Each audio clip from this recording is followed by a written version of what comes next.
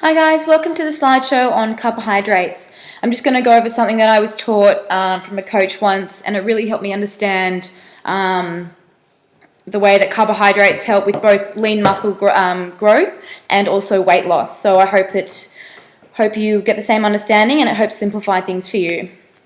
So we've got 3 stages of carbohydrate, and the first stage of carbohydrate is when we eat the carbs and we fill our cells up with energy. Too much carbohydrate will result in the excess release of insulin, which will trigger the body to store energy, not burn it. So this is why portion control is extremely important when we're eating our carbohydrates. Eating carbs within 3 hours of weight training is vital for muscle growth and repair. As our muscles are made up of glycogen, which we use up during our weight training exercises, taking a multidextrin or dextrose powder in your post-workout shake with a protein powder is a great way to replenish the glycogen stores, as it's quickly absorbed into the bloodstream. After stage 1 comes stage 2, and this happens when about 4 or 5 hours later, again depending on your activity, where we've used up some of the carbohydrates, one through exercise, if we've eaten it after our weight training, so we have a little bit left over. So we're going to start to feel a little bit tired, a little bit hungry, and that's where we either choose to go back into stage 1 or we choose to go into stage 3. So eating carbs after weight training will help our body immediately use up the carbohydrates, taking some to the muscle while storing others for later. Your brain uses carbohydrate to function. That is why it's so important not to completely cut out your carbohydrates. Even on your low carb days, try and get at least 150 grams of carbs from your vegetables. And this is why calorie counting is quite important. I find it very helpful, because on your low carb days, you still want to make sure that you're eating enough carbohydrates for your brain function. Otherwise, you can get a little bit fuzzy. Eating too many carbohydrates, as I said before, or foods very high in sugar, in stage 1 will result in stored energy. And if this happens, we want to make sure that we've exercised again so that we tap into our stage 3, which will be our stored energy. So stage 3 will happen at the end of the day if we've eaten our carbohydrates in the morning. So stage 3 is when we start to tap into stored energy, and we need to do this to lose weight. So cutting out your grains and your bread and your pasta and your really doughy type of starchy carbs will help the body from retaining too much fluid. So you already see that fluid loss, which is, good for our eyes, right? We want to appear to be smaller. If we train in the morning and we eat our carbs after, it actually gives us the whole day to burn off any excess carbohydrate we have left, which will then put us into our stage 3, which is what we want. Okay, so we're going to be using up more fats throughout the day, and rather than the carbohydrate, as that's our number 1 source of energy. Weight training at night, though, is also beneficial, as eating carbohydrate at night will help you sleep and help curb sugar cravings. I know that when I eat carbohydrate at night, it really does help me sleep.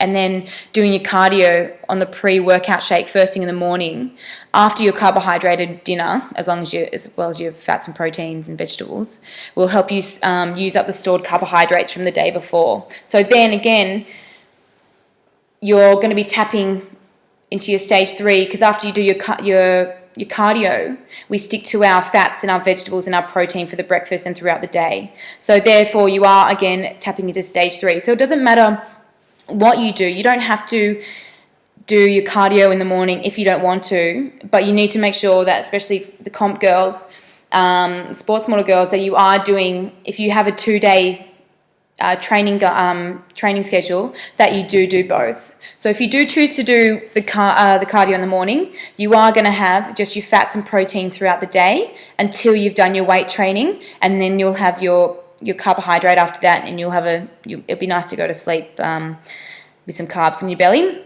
And then the next day you'll do your cardio first thing, so you're using up the stored carbohydrate. For any of the other girls, it's fine to do the weight training in the morning, and then you do get to have your carbohydrate in the morning, which is nice. Some people function better on that. But again, everyone's different, so do what works for you. As long as you're eating the right calories, you're sticking to your portion control, and you're exercising accordingly to your program, you're going to see fat loss. Also, it's really important that you do sip on your BCAAs during your cardio sessions to prevent muscle breakdown from exercising on a fasted stomach. So that's why I say, it's quite good to do the cardio, the long walks in the morning, because it doesn't use up too much carbohydrate, and it also does use up a bit of fat because it's not a high intensity exercise, but because you're going for a long period of time, you've got that big burn up of calories. But the BCAAs, you really want to make sure you're having, when you're doing your intervals or your 45 minutes at 70% of your heart rate, you will need this to keep the energy going and to really make sure that you're doing, you're working to 100%. A hydrated cell is a healthy cell. That's why creatine is such a great supplement, because it does keep your fluids your cells hydrated. However, it can make you feel quite bloated, which I found is not great when you're trying to look smaller, especially when you're coming up to a competition. But if you do take creatine, it's a great supplement. It's got 25 years backed scientific information proving that it's one of the best supplements out there.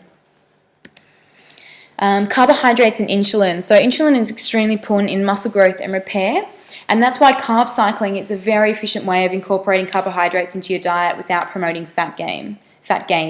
So on your high carb days, it stimulates an insulin response that shuttles the nutrients into your cells, into your muscle cells, causing them to create lean muscle gains, which is what we want. The more muscle we have, the better your body is able to burn body fat, and the more energy you'll burn through exercise.